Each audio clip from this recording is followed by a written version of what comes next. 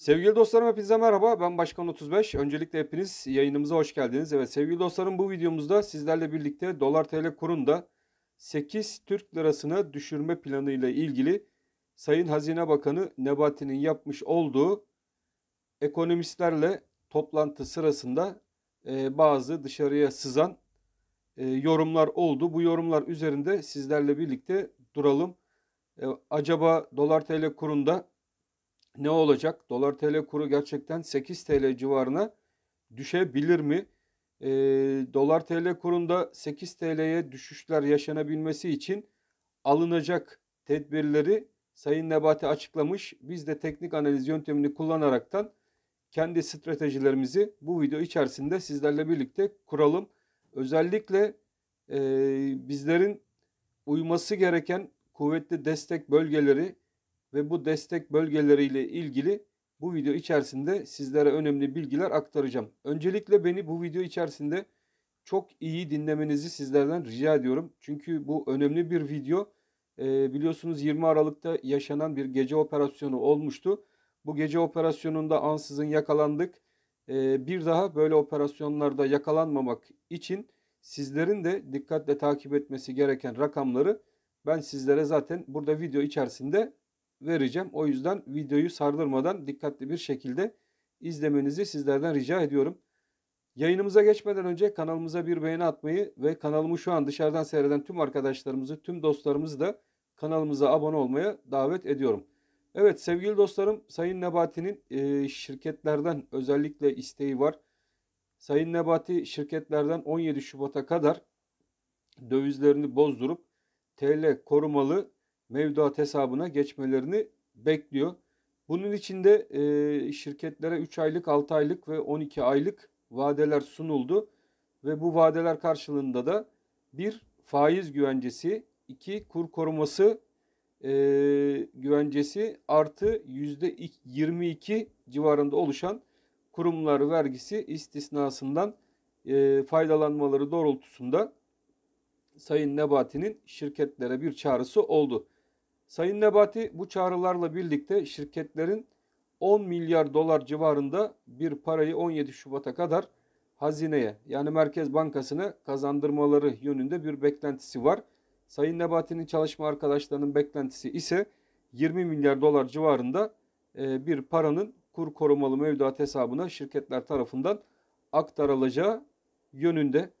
Toplantıda ayrıca satılan konutlar, yabancılara satılan konutların da gene tüm miktarı, döviz cinsinden olan tüm miktarının Merkez Bankası'na aktarılması yönünde arkadaşlar kararlar alınmış ve bu yolla birlikte dolar TL kurunda 8 TL civarına doğru bir düşüş yaşanabileceği konusunda iddialar var sevgili dostlarım. Evet bu iddialarda bulunulmuş. Bakalım şimdi böyle bir gece operasyonu olur da bizler böyle bir olayda yakalanır isek bu aşağı yönlü düşüşlerden etkilenmemek için kendimizi nasıl korumaya alabiliriz? Bunu teknik analiz yöntemini kullanaraktan ben zaten sizlere burada anlatmaya çalışacağım. Ayrıca Sayın Nebati'nin yastık altında tutulan altınlarla ilgili de arkadaşlar planları var. Bunları da ekonomiye kazandırılması için vatandaşı ikna etmeleri konusunda 400 olan kuyumcu sayısı gene 1500 civarına çıkartılmış. Bu yolla kuyumculara giden vatandaşlar ikna edilip yastık altında tuttukları altınları bozdurmaları yönünde gene faiz kur korumasından faydalanıp TL'ye dönüştürmeleri yönünde. Şirketlere iyi istisnalar sağlanmış arkadaşlar. Burada kur korumalı kurumlar vergisi istisnasına faydalandırılacak olan şirketler için 3 aylık vadede 4,25 faiz artı kur farkı artı kurumlar vergisi istisnası getirilecek. O yüzden şirketler tarafından buraya bir ilgi olabilir. Önümüzde bizler için bir Ocak ayı enflasyon verisi açıklanacak. Bu arada TÜİK Başkanı'nı da görevden aldılar. Biliyorsunuz TÜİK Başkanımız bazı itiraflarda bulunmuştu ve bunların karşılığında da görevden alındı. Yerine yeni TÜİK Başkanımız atanmış oldu sevgili dostlarım. Bakalım yeni TÜİK Başkanımız Ocak ayı enflasyonu nasıl açıklayacak? %36'lar civarında yıllık bir enflasyon ve Ocak ayı özellikle enerji maliyetlerine yapılan zamlar, motorin fiyatlarına yapılan zamlarla birlikte tüm gıda ürünlerine yansımış durumda. Bugün pazara gittim ve bugün pazardaki fiyatlar arkadaşlar gerçekten can yakıcı, artık fiyatlara ulaşmış durumda. İki sebze aldığınız zaman 5 liradan aşağı 2 tane sebze alamıyorsunuz maalesef ki. Yeşillik alamıyorsunuz daha doğrusu. Domatesin fiyatı 15-16 civarlarında pazarda satılmakta. Geçen haftaki fiyatlara nazaran baktığımız zaman don olaylarıyla birlikte pazardaki fiyatlara gene arttırımlar meydana gelmiş. Maalesef ki yıllık enflasyonun şu Ocak ayı enflasyonuyla birleştiği zaman tahminimce %50'nin üzerinde çıkacağı yönünde beklentim mevcut. Bu beklentiler doğrultusunda dolar kurunda yukarıda bir 14.05 artık bizler için önemli bir direnç ve Merkez Bankası da artık zaten bu 14.05 direnç bölgesini koruma altında tutuyor. Burayı her yaklaşıldığında bir şekilde kura müdahale ediliyor ve kur seviyesi aşağıya doğru çekilmek isteniyor. Bakın sevgili dostlarım, şimdi bizler için kısa da takip edeceğimiz, eğer ki bu yönde bir gece operasyonu tekrardan dolar için yapılır ise ilk etapta şu destekleri biz sizlerle birlikte takip edeceğiz. Bu destekler çok önemli. Özellikle sizler de bu destekler üzerinde kendinize bir ekran görüntüsü alıp bu şekilde takip edin. İlk sinyal 13.50 altında kapanışlar gelmeye başlarsa dolar TL kurunda ikinci etap 13.01 desteği. Evet, şurada hemen ikinci desteğimizi çizelim. Bizler için üçüncü bölge haftalık destek bölgesi 12.85 ve 12.70. Arkadaşlar bu iki destek bölgesi haftalık kuvvetli bir destek bölgesidir. Orta ve uzun vade bekleyen arkadaşlar için bu 12.70 desteği altında bir kırılım olmadıkça daha aşağı rakamları beklemek doğru olmaz. Benim düşüncem bu yönde. Burada zaten takipte kaldığımız bu 12.70 destek bölgemizde tam grafiğimizin kulp kısmının olduğu kısımda geçiyor. Burada dalgalanmanın yaşandığı alan ve bu alanın altında 12.70. Benim için de özellikle 12.70 seviyesi oldukça önemli bir alan ve bu 12.70 seviyesi altında kapanış görülmediği müddetçe enflasyon verileriyle birlikte 14.05'in yukarı yönlü kırılıp dolar kurunda 16.20'ye doğru bir hareket başlatacağı yönünde düşüncelerim mevcut. Tabii bu yatırım tavsiyesi olmamak koşuluyla tamamen benim kendi kişisel öngörülerime dayanır. Eğer ki gene 20 Aralık'taki gibi bir operasyonla karşı karşıya kalır isek de arkadaşlar aşağı yönlü 13.50, 13.01 ve 12.85, 12.70 bunlar önemli destek noktaları olarak takip edilmesi gereken alanlar. Burası haftalık önemli destek ve 12.30'da bulunan bölgemiz ise sevgili dostlarım bizlerin aylık destek bölgesi. Yani bu 12.30'da aşağı yönlü kırdırmayı başarabilirler ise işte o zaman bizler sırasıyla dolar TL kurunda 10.45, şuradaki 10.45, onun yanında takip etmemiz gereken gene 10 TL. Evet, 10 TL.